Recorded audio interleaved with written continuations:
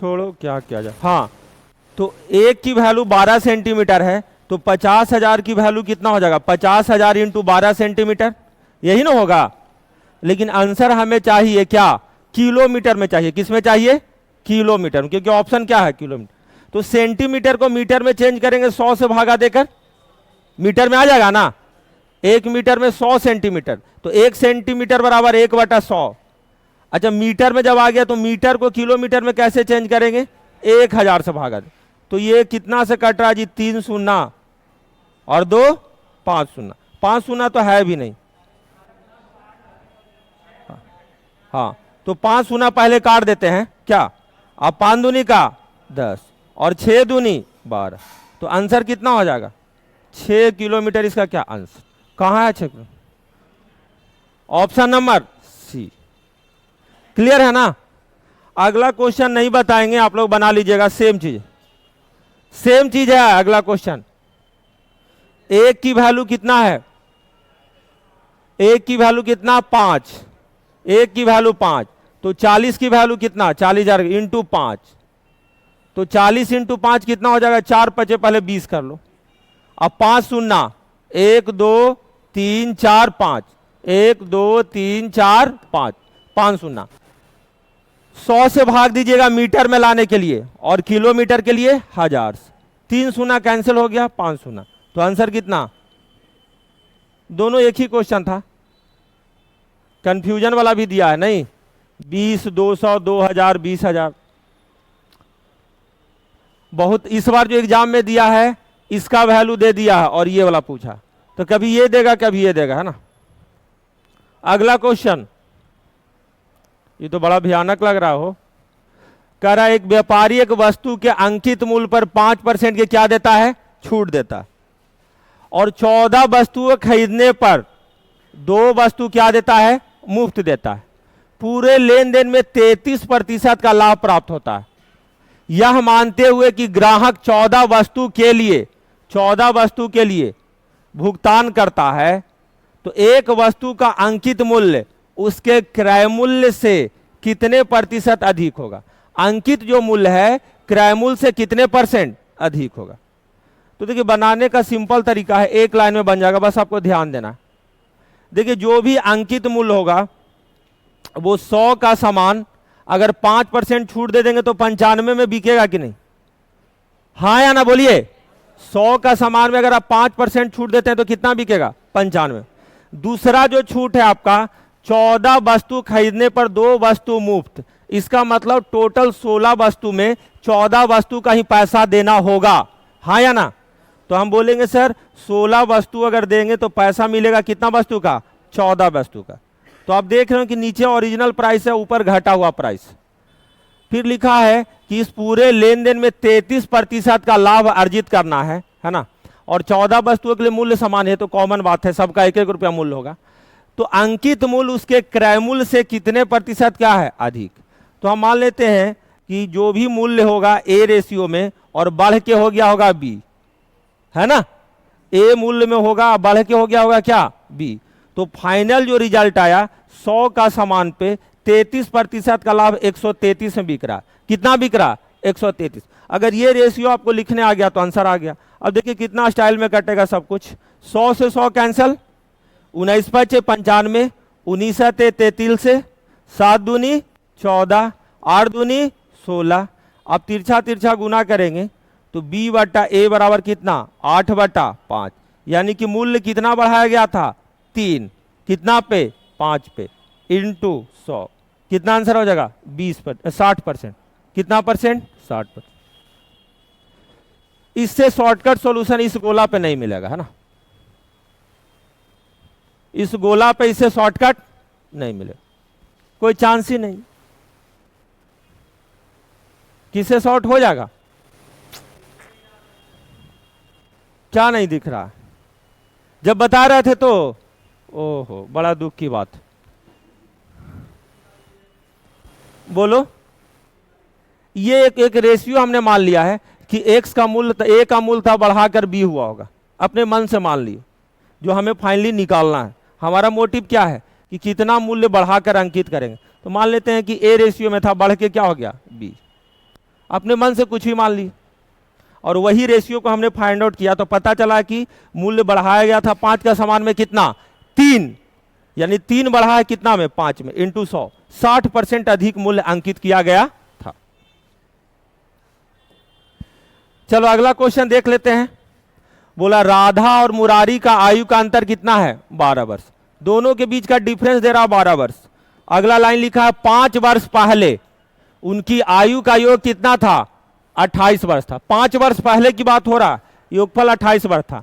राधा की आयु मुरारी से अधिक है, राधा की आयु मुरारी से क्या है अधिक, तो मुरारी की वर्तमान आयु। अब देखिए सीधा सीधा दिख रहा आपको कि दो राधा और मुरारी का अंतर आपके पास 12 साल है। प्रेजेंट में कितना साल है 12 साल।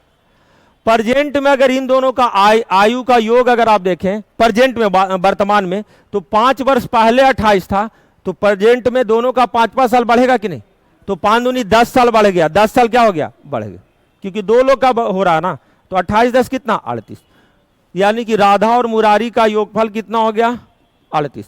अब दो संख्याओं का योग और अंतर दिया गया है, आपसे मुरारी पूछा गया है, मुरारी छोटा वाला है, तो छोटा वाला वैल्यू निकालने के लिए दोनों को घटाएंगे और 2 से भाग दे देंगे, तो 38 माइनस 12/2 26/2 कितना 13। इस क्वेश्चन का क्या होगा आंसर होगा। अगर मुरारी पूछता तो दोनों को जोड़ते और 2 से क्या कर देते भाग देते।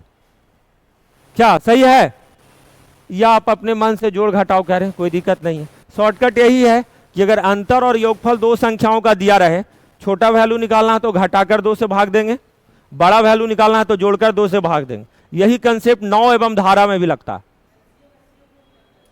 एलसीएम एचसीएफ हाँ सब जगह जहां योगफल का बात आएगा, जहां अंतर का बात आएगा वहां कर लो। चलो जी क्वेश्चन नंबर 5 कह रहा एक व्यक्ति प्रत्येक वर्ष के आरंभ में एक निश्चित धनराशि निवेशित करता है। यदि साधारण ब्याज की दर कितना हो 13% हो, वार्षिक हो, तो 3 वर्ष के अंत में जो कुल धनराशि प्राप्त होगी, मतलब मिश्रधन की बात बोला गया है, मिश्रधन कितना मिलेगा 24,948, तो उसके द्वारा प्रति वर्ष जमा की जाने वाली धनराशि क्या होगी प्रति वर्ष। तो अगर हम बोलें कि 3 वर्ष की कहानी है, पहला साल में अगर 100 रुपया अगर हम जमा करेंगे तो 3 सालों तक इस पे इंटरेस्ट मिलेगा, बोलो नहीं मिलेगा। किस रेट से 13%, तो 33 क्योंकि एक साल में 13 रुपया, तो 33 रुपया इस पे इंटरेस्ट मिलेगा कि नहीं। अगर दूसरे साल में भी अगर आप 100 रुपया जमा करेंगे तो आने वाला 2 ही साल तक इंटरेस्ट लगेगा ना, क्योंकि टोटल कितना साल का है 3 साल का, तो 13 एक साल में, तो 2 साल में कितना 26। आखिरी साल में मतलब दूसरा साल के अंत में या तीसरे साल के शुरुआत में 100 रुपया अगर आप जमा करते हैं तो 1 साल तक इस पे इंटरेस्ट मिलेगा, एक ही साल मिलेगा ना जी। तो हम बोलेंगे सर कितना 13 रुपये। तो सभी अगर इंटरेस्ट को जोड़ें और मूलधन को जोड़ें तो ये हो गया आपका कितना 39 दूनी 78, और मूलधन कितना है टोटल 300, तो टोटल मिश्रधन कितना हो जाएगा 378, 300 कितना 78, 24,948 जो आपका मिश्रधन दिया गया है, क्या ये 378 यूनिट की वैल्यू नहीं है। तो आपसे पूछा गया है उसके द्वारा प्रति वर्ष जमा की जाने वाली धनराशि बताएं। प्रति वर्ष कितना जमा किया जा रहा 100 रुपया इंटू कितना 100। अब कटिंग पिटिंग कर ले, कितना से कटेगा अनुमान लगाते हैं। देखो ऐसा है ऑप्शन के अकॉर्डिंग तो 6 ही से कटेगा, क्या 6 से कटेगा ना जी। तो 6 से काटोगे अगर तो 6 से गुना करने के बाद कितना आ रहा 8 छक्का 48 के 8 हाथ में 4, 37 छक्का 222 और 4 226, यानी कि 2268 है ना। 2268 इसमें से अगर आप घटा दें तो बचेगा 8 में से 8 गया 0, 4 में से 6 गया 8, 9 में से 2 गया 7, और ये कितना बच गया 2, यानी कि 2780। गलत घटा दिया क्या, बट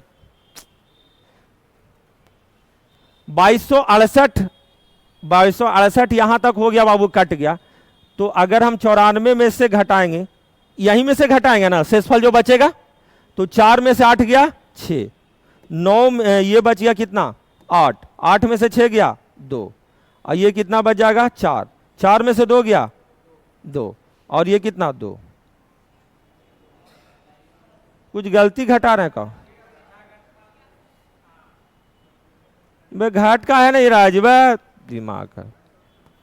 देखो बाबू 2994 है ना, और इसमें से 2200 हम लोग कितना घटा रहे हैं 68, तो 14 में से 8 गया 6, और ये बचा 8 में से 6 गया 2, 9 में से 2 गया 7, ये कैंसिल ना हो गया जी। बट 726 कट यहां तक शेष बचा बाबू, बचा कितना 8, ये कितना टाइम में कटेगा, तो अनुमान भी लगा सकते हैं आप।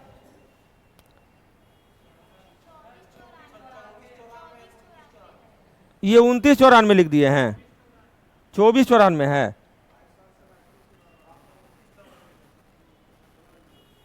मैं दिमाग खराब,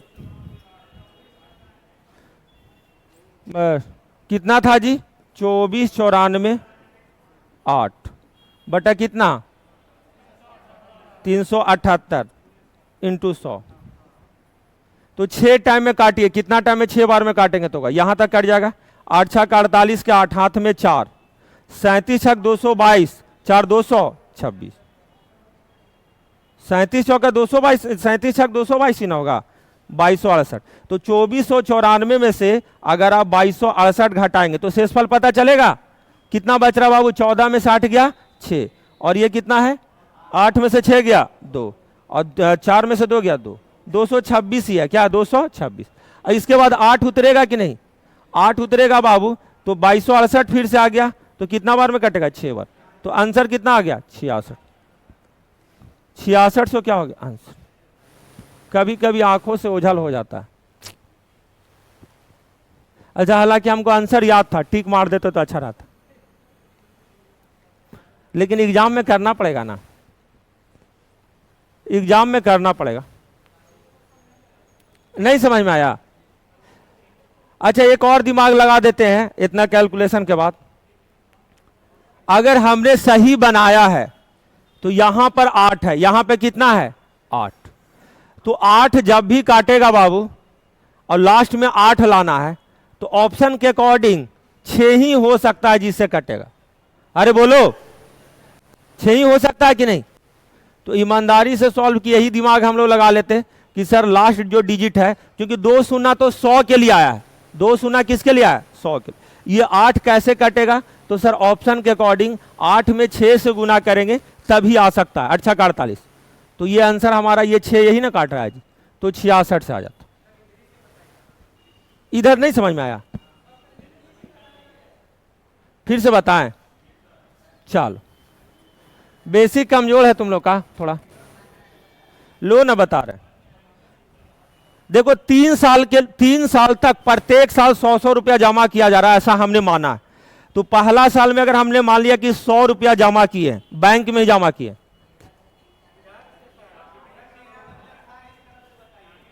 अच्छा, तो वो क्वेश्चन हो गया। अच्छा, चलो इधर से ही बताते हैं। अब इधर वाला मत बोलना तुम लोग, है ना जी। देखिए ध्यान से, कोई धनराशि साधारण ब्याज की दर से 20 वर्ष में 3 गुना हो जाता है। 20 वर्ष में कितना हो जाता है 3 गुना, यानी कि 1 रुपया होगा जो 3 रुपया हुआ होगा। साधारण ब्याज कितना लगा होगा 2 रुपया, यानी 2 रुपया की कमाई हो रहा है कितने साल में 20 साल में। क्वेश्चन पूछा है कितने वर्ष में वह राशि साधारण ब्याज की उसी दर से स्वयं का 2 गुना होगा, यानी 1 रुपया 2 रुपया होना है, तो ब्याज कितना लगेगा 1 रुपया।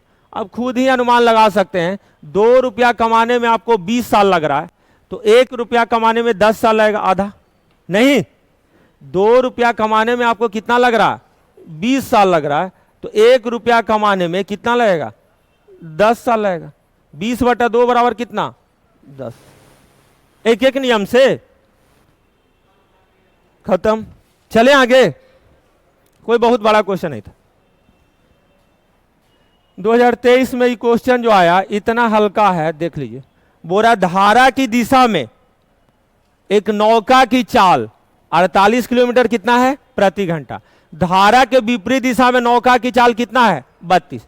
तो स्थिर जल में नाव की चाल धारा के दिशा में अनुकूल होता है, बी प्लस डब्ल्यू बराबर कितना 48, बी माइनस डब्ल्यू बराबर कितना 32। तो अभी हमने बताया था ना कि अगर स्थिर जल में नाव की चाल b चाहिए, बड़ा वाला वैल्यू चाहिए, तो दोनों को जोड़ेंगे, 2 से भाग दे देंगे, तो 48 प्लस 32 बटा 2, 80 बटा 2 कितना हो जाएगा? 40 किलोमीटर प्रति घंटा। 40 किलोमीटर प्रति। ये सबसे आसान क्वेश्चन है क्या आज का? इससे आसान ये भी लिखेगा? गुड, वेरी गुड, ठीक, हाँ उसका अधिकार है। अब लड़ाई नहीं हो रहा भारत पाकिस्तान वाला, हम क्या करने जाए?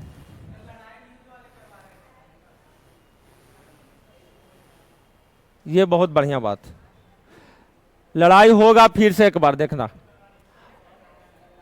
90 किलोमीटर प्रति घंटा की गति से, हाँ 90 किलोमीटर प्रति घंटा की गति से एक यात्री गाड़ी, यात्री गाड़ी मतलब पैसेंजर ट्रेन, पैसेंजर ट्रेन एक स्टेशन से मालगाड़ी जाने के 6 घंटे बाद चलती है। मालगाड़ी जाने के कितने घंटे बाद चलती है?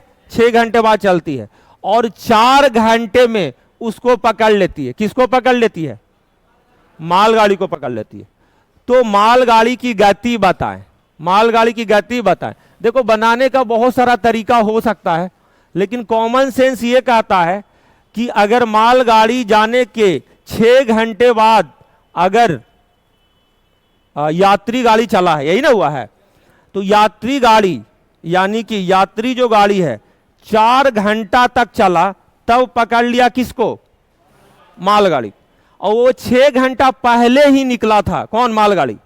यानी कि जिस जगह से वो पकड़ा है जाकर, है ना, तो 6 घंटा पहले चला होगा, और जब 4 घंटा जब चल रहा था यात्री गाड़ी तो भी चल रहा होगा। यानी टोटल मालगाड़ी कितना चला? 10 घंटा। कितना घंटा चला? यानी कि 4 घंटा में यात्री गाड़ी जितनी दूरी तय करती है, मालगाड़ी 10 घंटा में वही दूरी तय करती है। क्या ये बात समझ में आया? ये बात अगर समझ गया तो क्वेश्चन बन गया। ये बात नहीं समझ में आया तो फिर से समझाते हैं, फिर से बताएं। देखो ये है राजेंद्र नगर टर्मिनल। क्या है? राजेंद्र नगर टर्मिनल। सुबह सुबह 6 बजे यहां से एक मालगाड़ी निकला, है ना, और चलता चला गया। 6 घंटा बाद कितना हो जाएगा? 12 बजे। 12 बजे यहां से एक पैसेंजर ट्रेन खुलने वाला है ना, क्यूल के लिए, क्यूल के लिए पैसेंजर ट्रेन खुलने वाला है। अब क्यूल जैसे ही पहुंचने वाला होगा, या क्यूल जैसे ही पहुंचना है किसको? मालगाड़ी को, तो ये पीछे से आके, ये तो अपना खुल गया है, ये अपना 12 बजे निकला है, पीछे से आके ये भी उसी टाइम में यहां पे आके इसको पकड़ लिया, यहां पर आकर पकड़ लिया। तो राजेंद्र नगर से क्यूल तक जाने में मालगाड़ी को कितना लगा बाबू? है ना, मान लो कि ये 4 घंटा में पकड़ा था ना, ये 12 बजे निकला, तो ये 4 बजे पहुंचेगा। 4 बजे पकड़ने के लिए बोला है ना, 4 घंटे में उसको पकड़ लेती। यानी कि 4 घंटा में, 12 बजे से 4 बजे तक, 4 घंटा में राजेंद्र नगर से क्यूल कौन गया? Passenger train. लेकिन मालगाड़ी को अगर देखो तो 6 बजे निकला था और 4 बजे उस जगह पे पहुंचा, तो 6 में कितना जोड़ोगे कि 4 आ जाए? 10 घंटा। तो यानी कि उस दूरी को ये कितना घंटा में तय किया? 10 घंटा। यानी कि दोनों एक दूरी को, एक ही सेम दूरी को तय करने के लिए एक लेता है 4 घंटा, दूसरा कितना घंटा? 10 घंटा। तो समय दे दिया बाबू, तो समय का उल्टा चाल होगा कि नहीं? तो हम बोलेंगे सर ये 2 दूनी 4 था, 5 दूनी 10, 5:2 उल्टा चाल का उल्टा समय, समय का उल्टा चाल। अब हमें बताएं कि यात्री गाड़ी की चाल कितना था? 90। यानी 5 की वैल्यू 90, 18 गुना, तो 2 की वैल्यू कितना? 18 दूनी 36, 36 किलोमीटर प्रति घंटा। क्या ये बात समझ में आया? राजेंद्र नगर क्यूल, इस रूट का जो नहीं होगा उसको दिक्कत हो गया होगा। हम सब जगह के हैं।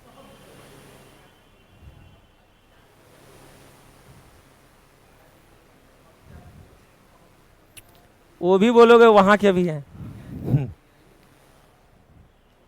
चलें आगे, वहां के भी हैं, धनबाद के भी हैं। बताओ तुम, प्रॉपर क्या होता है जी? परमानेंट तो अभी यही रह रहे हैं, यहां नीचे में रहते हैं। क्या बोल रहे हैं? पिताजी का 3-4 जगह संपत्ति।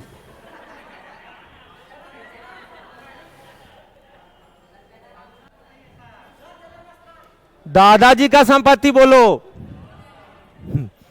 हाँ, ए किसी कार्य के 75% भाग को कितना दिन में करता है? 30 दिन में। बी उसी काम के 50% काम को कितना दिन में करता है? 18 दिन। तो वे एक साथ मिलकर काम करते हैं तो कार्य का कितना भाग एक दिन में पूरा कर देंगे? तो देखिए, बनाने का बहुत सारा तरीका है।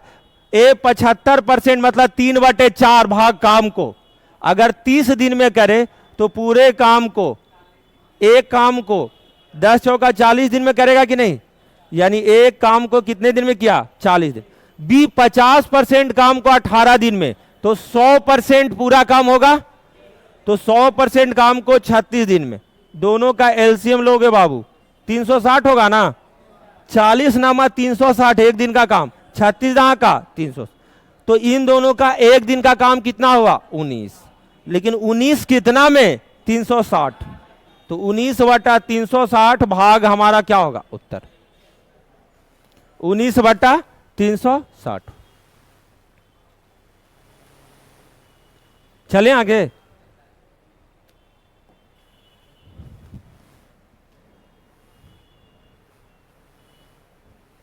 अगला बात देखते हैं। बोला हिमानी अपनी कार से 32 किलोमीटर प्रति घंटा की चाल से 352 किलोमीटर और 30 की चाल से 330 किलोमीटर की दूरी तय करती है। तो हिमानी की औसत चाल क्या होगी? जब भी औसत चाल आता है आपके दिमाग में एक ही बात होना चाहिए, कुल दूरी बटा कुल समय। दूरी आपका, एक दूरी है 352, दूसरा दूरी कितना है? 330। अब कुल समय की बात आया तो समय के बारे में सोचेंगे। हम बोलेंगे सर 32 के चाल से अगर 352 किलोमीटर गया है तो समय बराबर दूरी बटा चाल होता है कि नहीं? तो 352/32, 32 से कम 32, 3 2, 32 से कम 32 यानी 11। यहां पर देखो समय 11 तिया 33, 11 यही ना है जी। सब मिला जुला के ऊपर में देखो तो 682 बटा कितना? 22। तो 22 दूनी 22 तिया 66 और 2 बचा है 2, 22 से कम 22, तो 31 किलोमीटर प्रति। जेई में पूछा इस बार, क्या दिखा था ना इस बार? हाँ, नहीं दिखेगा तो बोलना, नहीं दिखता है। ठीक, हाँ, एनटीपीसी 2020 का क्वेश्चन। ये क्वेश्चन बहुत आता है एग्जाम में। बोला 10 लीटर घोल में 2 लीटर पानी वाष्पित हो गया है। 10 लीटर घोल में 2 लीटर पानी क्या हो गया है? वाष्पित हो गया। शेष घोल में 6% क्या पाया जाता है? नमक पाया जाता है। तो मूल घोल में नमक की मात्रा कितनी थी? हम बोलेंगे सर वाष्पीकरण जब भी होगा तो पानी का होगा, नमक वही का वही रहेगा। अगर शुरुआत में हमारा घोल 10 लीटर का है तो मान लेते हैं कि 10 लीटर में 1% क्या था? नमक था। बाद में 2 लीटर अगर वाष्पीकरण हुआ तो हमारा मिश्रण बचा है कितना लीटर? 8 लीटर में नमक कितना है? 6%। क्या दोनों जगह नमक बराबर नहीं होगा? क्योंकि पानी का वाष्पीकरण हुआ है। तो आंसर बताने की जरूरत है। 6 8 48/10, 4.8% क्या हो गया आंसर? एक लाइन का क्या बहुते आता है एग्जाम में, ध्यान दीजिएगा। एक समान के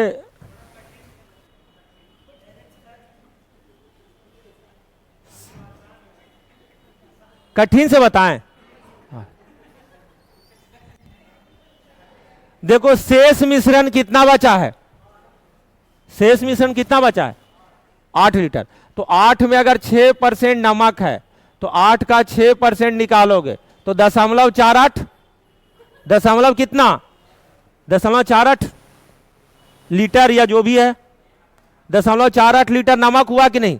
शुरू में भी नमक उतना ही होगा, शुरू में भी नमक क्या होगा? उतना, क्योंकि पानी का वाष्पीकरण हुआ है। तो 0.48 जो नमक होगा बाबू वो 10 लीटर में होगा कि नहीं? तो 10 में अगर 0.48 है तो 100 में कितना? 1 शून्य से 1 शून्य नहीं, 10 से गुना होगा तो 4.8। अब खुश हुआ? बोलो, खुश हो गया ना? गुड।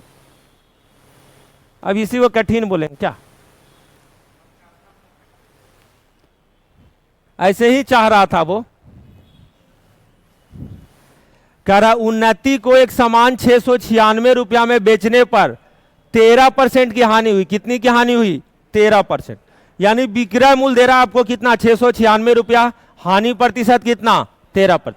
बोल रहा है कि 10% का लाभ प्राप्त करने के लिए उसे सामान्य का मूल्य कितना बढ़ाना होगा, अर्थात पहले के विक्रय मूल्य से अब का विक्रय मूल्य कितना ज्यादा होना चाहिए।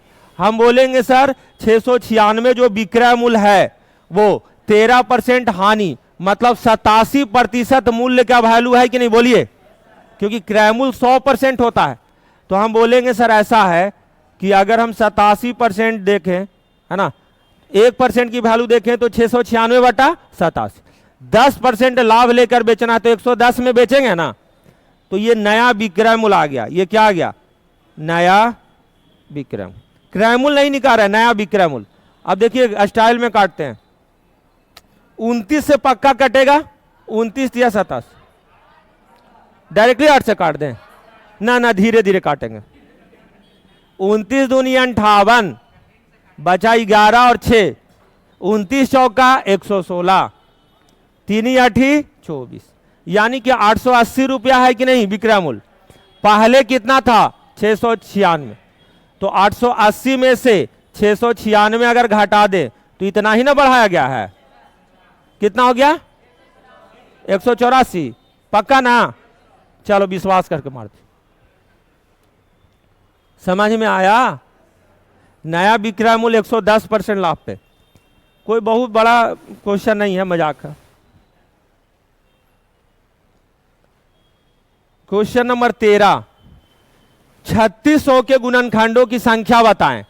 3600 को तो अभाज्य गुणनखंड तो करना ही पड़ेगा ना हम लोग को। तो देखिए 3600 में 2 शून्य है तो 2 बार 2 आएगा, 2 बार क्या आएगा? 5। 2 शून्य के लिए 36 के बारे में अगर आप विचार करेंगे तो 9 चौका 36, यानी कि 2 के पावर 2 इंटू क्या? 3 के पावर 2। सबको साथ में ले लीजिए, 2 वाला को एक साथ, तो पावर ऐड हो जाएगा, बेस सेम है। तो 2 के पावर 4 इंटू 3 के पावर 2 इंटू 5 के पावर 2। गुणनखंडों की संख्या निकालने के लिए कुछ नहीं करना होता, पावर में 1 जोड़ते हैं, पावर में 1 और गुना कर देते हैं। तो 4 में 1 जोड़ेंगे तो कितना? 2 में 1 जोड़ेंगे तो 3 और 2 में 1 जोड़ेंगे तो 3, तो कितना हो जाएगा? 45 इस क्वेश्चन का आंसर।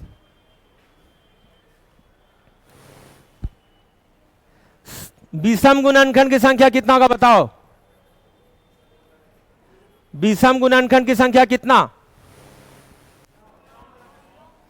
विषम में बताए थे आप लोगों को ना कि सम वाला को हटा देंगे तो 2 1 3, 2 1 3, 3 तिया 9। सम कितना बताओ? अरे तो था 45 टोटल है, 9 विषम है, तो कितना बचेगा? 36। कितना होगा? 36। चले आगे। बोरा त्रिभुज एबीसी में ये बहुत क्वेश्चन आता है एग्जाम में, एसएससी से लेके, रेलवे से लेके, यूपीएससी से लेके सब में आया है ये। एनटीपीसी में तो 3-4 बार आया। त्रिभुज एबीसी में, त्रिभुज एबीसी बना दिए, एबीसी। बोला है ए का जो आंतरिक समद्विभाजक है वो बीसी को डी पर मिलता है। समद्विभाजक आधा आधा बांट दिए इसका समद्विभाजक डी पर मिलता है। बीडी बराबर कितना है? 5 और बीसी बराबर 7.5, मतलब कितना? 2.5। तो ए बी अनुपात एसी क्या होगा? किसी भी त्रिभुज में अगर आंतरिक समद्विभाजक सामने वाले भुजा को डी बिंदु पर अगर टच करे तो थ्योरम याद कर लीजिए। थ्योरम यह है कि इतना बटा इतना बराबर इतना बटा इतना, मतलब ए बी और ए सी के द्वारा कौन ही बना था ना ये, तो ए बी बटा ए सी बराबर क्या हो जाएगा? बी डी बटा डी सी। ये कोण का आंतरिक समद्विभाजक प्रमेय है ना। एक्सटीरियर एंगल बाइसेक्टर में भी यही होता है, मतलब बाह्य समद्विभाजक में भी यही फॉर्मूला काम करता है। तो 2.5 दूनी 5 हो जाएगा 2:1। तो ये भी कितना होगा 2:1। तो आंसर कितना 2:1। तो देखते के साथ टिक मारने वाला क्वेश्चन है, हमने तो पूरा समझा दिया कि जिसको याद नहीं होगा बेचारा को। क्या याद हो गया ना? कोनों के आंतरिक विभाजक प्रमेय, internal bisector theorem. Question number 15 आ जाओ। कल ही पढ़ाए थे या बताए थे, एक विषमबाहु त्रिभुज एबीसी की दो भुजाएं का माप जो है, एक का 3.8 सेंटीमीटर बाबू, दूसरा कितना है 6 सेंटीमीटर। तो निम्नलिखित में कौन सी तीसरी भुजा की माप नहीं हो सकती? ये मेन खलनायक है। तीसरी भुजा होने के लिए हमने बताया है कि दो भुजा के अंतर से बड़ा और योगफल से छोटा, यही बताया था ना। इन दोनों को घटाओगे तो 2.2 और जोड़ोगे तो कितना 9.8। अब इसके बीच में जो आंसर आ जाएगा वो हो सकता है, जो नहीं आएगा वही हमारा क्या होगा, उत्तर होगा। तो 3 2.2 से बड़ा ये हो सकता है, 2.7 इससे बड़ा है जी, और उससे छोटा ये भी आंसर है। 2.4 2.2 से बड़ा है ना, ये भी आंसर हो सकता है। 2.2 नहीं हो सकता, नहीं हो सकता, बड़ा इससे चाहिए, बराबर नहीं है, इससे बड़ा, इससे क्या बड़ा। तो 2.2 को नहीं लेंगे, अर्थात हमारा नहीं वाला ही आंसर कौन होगा 2.2। ये क्वेश्चन का क्या है उत्तर, ये क्या है उत्तर।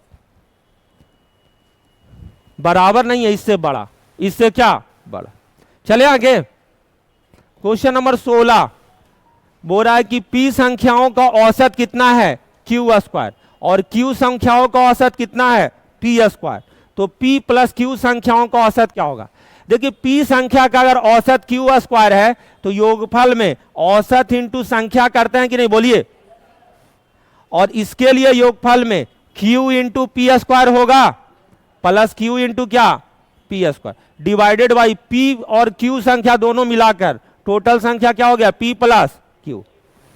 देखिए आपको देखने के बाद एक्सप्रेशन पता चल रहा है कि PQ दोनों में है, तो PQ अगर हम लोग कॉमन ले ले तो ऊपर बचेगा Q और इसमें क्या P, नीचे में P प्लस Q। प्लस में ऑर्डर से कोई मतलब नहीं है, कट जाएगा, आंसर क्या हो जाएगा PQ। Option number C, option number C. नहीं होगा। क्वेश्चन नंबर 117, 113 से 159 तक की सभी विषम संख्याओं का औसत क्या है? देखिए जब भी सभी विषम संख्या होगा तो लगातार में ही होगा, क्रमिक में लगातार। 113 के बाद 115, 117 ऐसे करते हुए, और लास्ट में 159। तो जब भी क्रमिक संख्याएं हो, प्राकृत हो, विषम हो, सम हो, समांतर श्रेणी हो, औसत निकालने का सबसे आसान तरीका यही है, फर्स्ट प्लस लास्ट बाई 2। तो 159 प्लस 113 बटे क्या 2, तो 272 ना हो गया जी। 59 13 72 200, 272 को 2 से भाग देंगे तो कितना 136। 136 हमारा क्या हो जाएगा आंसर। चलें आगे।